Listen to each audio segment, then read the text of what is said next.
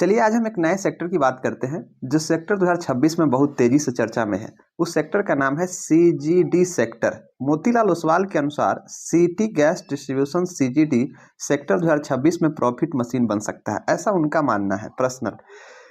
इसके पीछे कारण क्या दिया जा रहा है उसके बारे में बात करते हैं। पिछले कई सालों से इसमें भारी निवेश के कारण दिया जा रहा है कि निवेश हो रहा है। दूसरा है डिमांड में तेजी बढ़ रही है काफी, और सेक्टर अब बिल्डअप फेज में है और प्रॉफिट फेज में प्रवेश करने वाला है। इसके पीछे ये एक तर्क दिया जा सकता है। हम आगे बात करते हैं सीएनजी वाहनों में सबसे बड़ा ट्रिगर क्या है। सीजीटी ग्रोथ का सबसे बड़ा कारण है सीएनजी वाहनों की तेज बढ़त। इसका मांग काफी डिमांड तेजी से बढ़ रहा है और इसके कारण ये एक तर्क दिया जा रहा है। पिछले 6 सालों में सीएनजी स्टेशनों की संख्या लगभग कितना 4x हो गया है, 4 गुना हो गया है। फाइनेंशियल ईयर 2025 की बात करें तो उसमें सीएनजी पैसेंजर वाहनों की बिक्री लगभग 35% CAGR से ईयर टू ईयर ग्रोथ हुआ है। ऑटो कंपनी की बात करें तो वो सीएनजी पे फोकस्ड है क्योंकि सीएनजी का डिमांड भारी तेजी से बढ़ रहा है और मारुति सुजुकी में सीएनजी मिक्स किया है 15 से 18% अपनी जो हो वो कंपनी में जो है ना गाड़ी को मिक्स किया है। टाटा मोटर 16 से 17% से 25% तक ये बना रही। सीएनजी अब नीचे नहीं है और वो मेन स्ट्रीम का फ्यूल बन चुका है। सीजीडी का नया बिजनेस मॉडल क्या हो सकता है उसके बारे में बात करते हैं। पहले ये छोटे बिखरे बिखरे इलाकों में नेटवर्क हुआ करता था इसका सीजीडी का, और लो कस्टमर डेंसिटी होता था और हाई इंफ्रा कॉस्ट हो सकता है। अगर छोटे बिखरे बिखरे इलाकों की बात करें तो ऐसा कहने का मतलब नहीं कि छोटा इलाका, जैसे एक दिल्ली बड़े बड़े सिटी को टारगेट किया जाता था, ऐसा होता था। और लो कस्टमर डेंसिटी थी, इसके कस्टमर की डिमांड बहुत कम थी, और हाई इंफ्रा कॉस्ट था, इसके इंफ्रास्ट्रक्चर में कॉस्ट जो था ना वो बहुत ज़्यादा था। अब इसमें क्या चेंजेज हुआ है कि ये बड़े जियोग्राफिकल एरिया में फैल गया है और ये ज़्यादा पॉपुलेशन डेंसिटी को कवर कर रहा है और बेहतर इकोनॉमिक्स की ये मतलब चला रहा है, जैसे कि हमारी फ्यूल पे डिपेंडेंसी ऑयल पे ना रह करके सिर्फ ये अलग अलग फ्यूल्स पे हो रहे हैं। जैसे में उसमें एक सीएनजी भी आता है। इसमें इससे क्या हुआ कि मार्जिन और प्रॉफिटिवली जो है ना इसका बेहतर हो गया, मार्जिन बढ़ गया इसका और प्रॉफिट भी बहुत बढ़ गया है।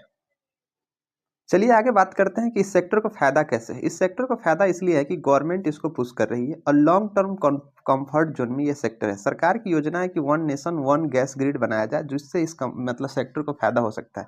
इसका उद्देश्य क्या है कि जो सरकार की योजना है ना one nation one grid gas grid, इसका उद्देश्य क्या है, पूरे भारत में नेचुरल गैस की जरूरत को मुहैया कराना या पहुंचाना, महंगे और प्रदूषण वाले फ्यूल्स पर निर्भरता को कम करना और नेचुरल गैस को मतलब ये है ना उसको फ्यूल्स की मात्रा को बढ़ाना। सेक्टर को नेचुरल गैस को ही माना जा रहा है। ट्रांजिशन फ्यूल जो होता है ना कोल जैसे क्लीन एनर्जी के बीच एक ब्रिज का काम करता है ये नेचुरल गैस है, और पॉलिसी कंटिन्यूटी है और सीजीडी के लिए बड़ा पॉजिटिव है। भारत सरकार ने अपनी पॉलिसी को हमेशा एक कंटिन्यूअस वे में रखा है, जिसके कारण से सीजीडी को बहुत बड़ा फायदा हो रहा है। हम आगे बात करें तो हेवी इन्वेस्टमेंट और पे आउट देना होगा। इसमें क्या है ना कि इसमें हेवी इन्वेस्टमेंट लगता है और पे ऑफ भी देती है गवर्नमेंट पिछले सालों से, और पाइपलाइंस बिछी है और कंपनी सरकार ने उसमें साथ दिया है। और सीएनजी स्टेशन ऑपरेशनल हुए हैं बहुत सारे, जिसकी संख्या 4x तो मैंने पहले ही बताया है।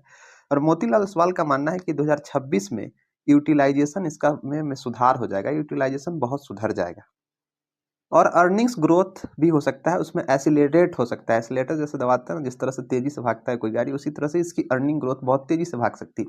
अगर हम इस सेक्टर की बात करें तो इन्वेस्टमेंट मोड और प्रॉफिट मोड में ये इन्वेस्टमेंट चल रहा है इसका। इस सेक्टर प्रॉफिट जरूर देगा आगे जा करके, ये श्योर है। अगर हम इसके लॉन्ग टर्म इन्वेस्टर्स के लिए क्या मौका है इसके बारे में बात करते हैं। शॉर्ट टर्म में इस थोड़ा नॉइजी हो सकता है, ऊपर नीचे गिर सकता है, गैस प्राइस वोल्टिलिटी हो सकता है, ऐसा कोई वो नहीं है। कंपटीशन फ्रॉम ईवी और अल्टरनेट्स फ्यूल्स जो है ना ये कंपटीशन देने का काम करेगा। फिर भी ये सेक्टर बहुत ग्रोथ कर सकता है, लेकिन स्ट्रक्चरल स्टोरी इम्पैक्ट कर सकता है और ये इम्पैक्टफुल सेक्टर है और इसमें प्रॉफिट होने की पूरी अनुमान है। इन सब के बावजूद भी स्ट्रक्चरल स्टोरी इम्पैक्ट है। लॉन्ग टर्म में साइकिल शुरू होने का संकेत इसमें मिल रहा है इस सेक्टर में, और पेशेंस रखने वालों के लिए एक रिवार्डिंग फेज हो सकता है और कंपनी बहुत पैसा बना के दे सकती है। हम मोतीलाल ओसवाल की पसंदीदा सीजीडी कंपनी की बात करें तो सबसे पहला है महानगर गैस।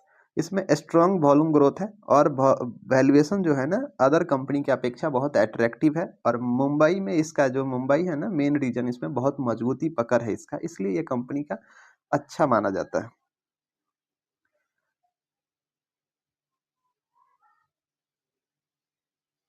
इसके प्राइसिंग में हल्का सुधार भी स्टॉक्स को बड़ा अपसाइड दे सकता है। दूसरे शेयर की बात करें तो वो है इंद्रप्रस्थ गैस आईजीएल। ये दिल्ली एनसीआर में डोमिनेट करता है और इसका बहुत लंबा प्रेजेंस है दिल्ली एनसीआर में। रिसेंट टैक्स और जोनल ट्रैफिक चार्ज से मतलब वो हुआ है और मार्जिन रिकवरी की उम्मीद इसमें हो सकती है। या राइजिंग अर्बन और गैस डिमांड और डायरेक्टली बेनिफिशियरी है ये। अगर रिस्क की बारे में हम इसके बात करते हैं तो ये शॉर्ट टर्म में चैलेंजिंग हो सकता है। गैस प्राइस जो ऊपर नीचे होता है ना, इसके कारण से हो सकता है। अमेरिका से कोई विवाद हो जाए उसके कारण हो सकता है। ये सब चीज़ें तो चलती ही रहती है। गैस प्राइस ऊपर नीचे होता रहेगा, मैंने बता ही दिया है। न्यू एरिया में एग्जीक्यूशन रिस्क है, अगर नया एरिया में इसका एग्जीक्यूशन हो तो एक रिस्क है। अल्टरनेटिव फ्यूल्स जो है ना, कंपटीशन इसको देगा ही, जैसे में ईवी हो गया और अदर कितने सारे फ्यूल है, वो सब तो इसको कंपटीशन दे ही सकता है। ब्रोकरेज का मानना है कि ये रिस्क मैनेजेबल है। ये रिस्क है ना, ये मैनेजेबल है, ये छोटा मोटा रिस्क है, ये मैनेज हो सकता है। तो कंपनी आगे बहुत बिगर अपॉर्चुनिटी और ज़्यादा मजबूत हो सकती है। सेक्टर ने सालों तक ग्राउंड वर्क किया है और अब 2026 में डिमांड यूटिलाइजेशन और प्रॉफिट बनाने के साथ साथ बढ़ाने भी वाली है, जिससे यह सेक्टर लॉन्ग टर्म इन्वेस्टर्स के लिए मल्टी ईयर वेल्थ क्रिएशन बन सकता है। इन्वेस्टमेंट करने से पहले अपने एडवाइजर से जरूर सलाह लें, तब जाकर के कोई इन्वेस्टमेंट करें, नहीं तो वो आपकी रिस्क होगी। अगर ये कंटेंट आपको अच्छा लगे तो मेरे चैनल को सब्सक्राइब कर दीजिए। धन्यवाद।